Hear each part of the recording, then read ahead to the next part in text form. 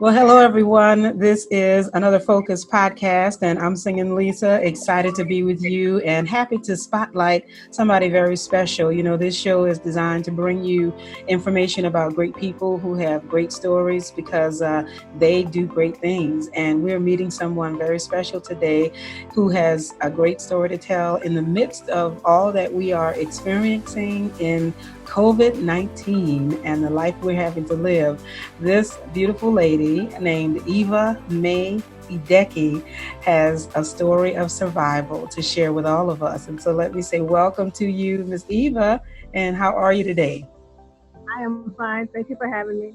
It is a pleasure to have you, and so good to see you smiling. Good to have a name and a face, and everyone can see that you look healthy. And so, to say that you survived means that you've been through some challenges, right? Yes, I have been. Well, now you also, let me add, have a very special job because you are an RN.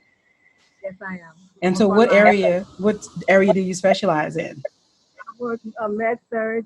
Uh, I've also worked some ICU and some PCU. I've Okay. been How long? over 20 years. Over 20 years. Wow. So you've been in some areas of the hospital that many of us don't get to go, and you've seen all the behind the scenes action, right? Right. Okay.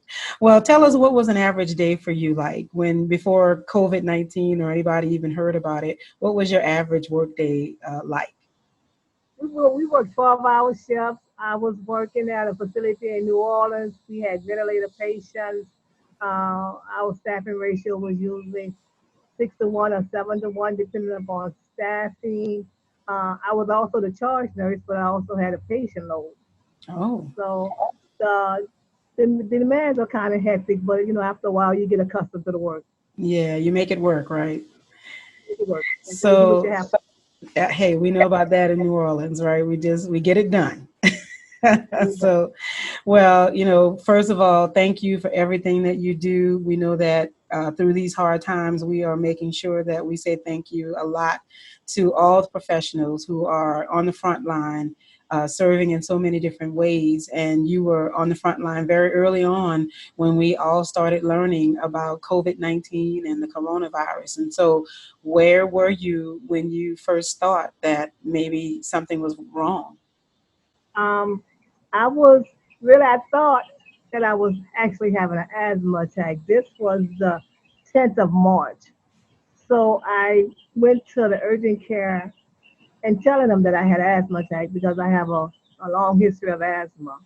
Okay. Uh, from that point on, I can't really describe what happened. The next thing I know, it was the 18th of March, and I had been intubated and extubated and in oxygen, which was kind of a shock to me, really.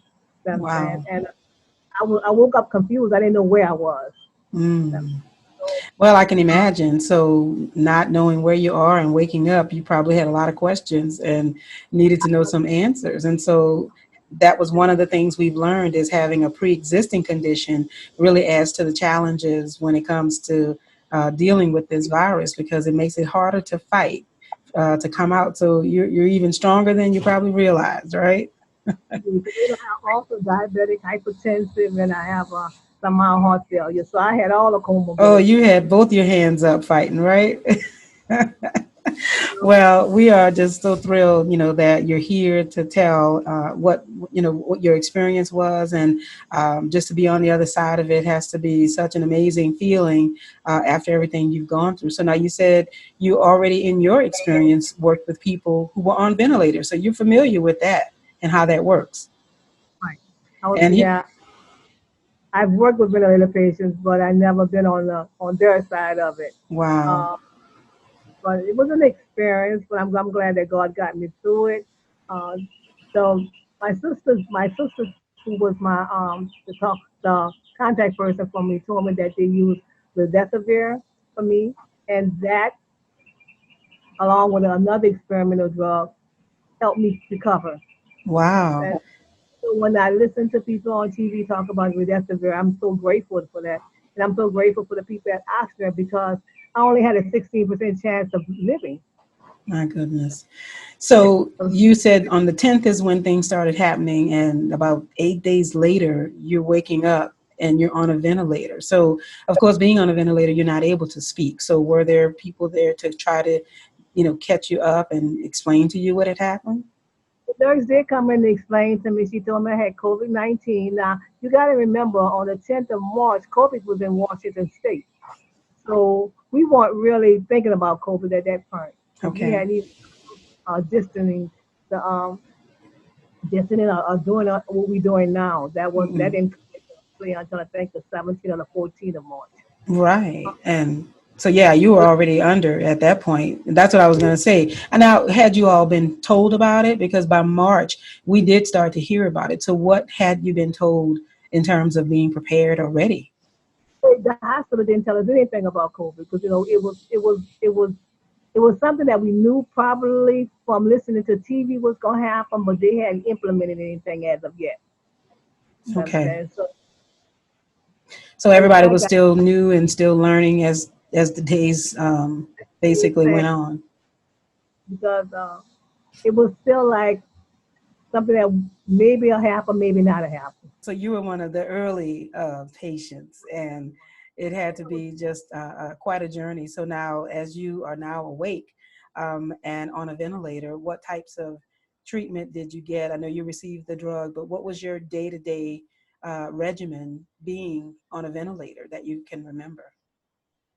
They was giving me like antibiotics, steroids. They was giving me my routine medications. The staff was turning me and making sure I was okay for it, not getting breakdowns and things like that.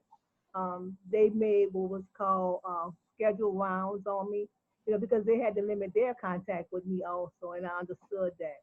You know what I'm saying? So the only thing that was kind of hard for me to adjust to was the fact that I couldn't have family, because I was in isolation. And it took me a while to understand that, you know what I'm saying? So, but I understood that they was doing it for my protection and protection of my family. Absolutely. That has to be one of the hardest areas we hear about so much, even especially being in the profession. You're there helping to take care of other people. You're in this kind of whole new world, and nobody that can come in and be a part of helping you to get through it. But it's a huge sacrifice because you're trying to fight for your life, but at the same time helping them keep their life. And so would they get word to you, like messages from them, or was there a phone? They would Zoom my family in for me, and I would talk to them over the phone. And when I was able to talk, you know what I'm saying? So Right. that, and my family was kind of worried. They wasn't really getting too much information because they got a lot of family members. And so when they finally heard my voice, they was relieved that I was actually alive. So like that. Oh, So I wow. So what was was it like for you the day they took you off the ventilator? Was that a little scary? Because I know it's a process of really kind of pulling this equipment out of you, right? on the ventilator. It's like I went to sleep. I went in the hospital on the 10th. I woke up on the 18th, and I was not on the ventilator anymore. All Okay. my throat hurt. You know what I'm saying? Mm. Woke up and I was off the ventilator, but my throat hurt. Mm-hmm. And the doctor said that he was amazed that I was able to come off the ventilator and not go back on the ventilator. Oh my goodness. And he said, because a lot of people, they'll come off and they'll have to go back. He said that you're very strong. I said, well, I didn't have no intention of dying. What's amazing is just knowing that they were using experimental drug on you that we're familiar with now. I think everybody can almost say, what is it, Rendesivir? Yeah, I think we can almost all say it. So we've heard it. And then that, along with other treatments, have really helped you to fight. And then you had asthma. You also still have asthma. And I've been an asthmatic for a very, very long time. The doctor that had so much scar tissue in my lungs, that was the problem, which caused bilateral pneumonia. That Hmm. that was like a double. Making it extra hard to fight. So how difficult was it when you started to recuperate, and you did the PT and the therapy? How challenging was that? That was very challenging because I was a person who was actually working two jobs and to be bed bound, I couldn't even pull my body out of bed. because I had so much wasting from being on the ventilator for so long. Mm-hmm. But physical therapy got me up. I had to learn to walk. I fought through that. I came home with walkers and all kind of equipment. I put that on the side and decided to just use the wall. And Mm. I fell out a couple of times, but that was okay. Just you were in the fight, huh? In the Beautiful. fight, Did you have certain breathing exercises that you had to do as well? kind of personally breathing. I had to use my incinerator, wait, how you say it? The I think you blow inhaler. inhaler. Okay. Sometimes they made sure that my breathing treatments. I, I use my I have to have a Reva every day from now on. A what? So Say it again. Reva is a medication that's a long term steroid. Okay. I have to take that every day Mm. for my lungs. So I'm doing better. The hardest part was learning how to walk again because I was so weak from being in hospital. And it's But amazing because you weren't in the bed for months. This was literally how long? weeks, Yeah, um, 3 weeks 3 weeks. And just how fast life can change and the body can change. in 3 weeks, right? My coordination was so off, but I was so determined to walk, and I said I'm going to walk, and I'm not going to use this walker. I'm going to use this wall to give myself some strength. You were And the determined. therapist said, and she said, walk every hour. So every hour, get up and walk, get up and walk, get up and walk. So as I'd be you, walking all night long. I don't blame you. Well, now we're in a new month of May. And so from March to May, how do you gauge your progress? Where do you find yourself percentage So wise? Are you at? I think I've done extremely well. I feel well. Uh, I'm still dealing with the diabetes and the high blood pressure. Because I guess I'm gonna have that all the time. My lungs are healing, the doctor said. So I actually was told I can go back to work. So that's a good thing. Wow, Uh, that's so, huge. so blessed me. He has really blessed me. So what message would you give someone who may be at the beginning of this battle? The hope is that you can live past COVID-19. Yes, a lot of people don't live, but you gotta be a fighter.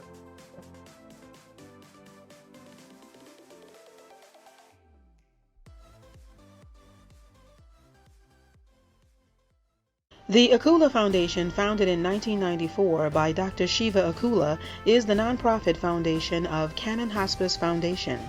Originally dedicated to providing hospice care to the indigent community, the vision and mission of the Akula Foundation envisions recovery from grief and loss through innovative programs for the community, providing compassion, professional support, continuing education, remembrance therapy, chronic illness, and palliative care services. Individuals in Louisiana and Mississippi, as well as patients and families of Canon Hospice, also benefit from these services and more. More information about other programs providing great benefits, such as Camp Swan, a children's bereavement camp offering 3 yearly gatherings, grief support, continuing education, and advanced illness management programs, can be found at www.akulafoundation.com. Akula Foundation can also be found on Facebook at Akula Foundation and contacted at 504-818-2723. The Akula Foundation relies on donations from the community. Consider Akula Foundation in your next tax-deductible donation, online or by mail. The Akula Foundation is available for you.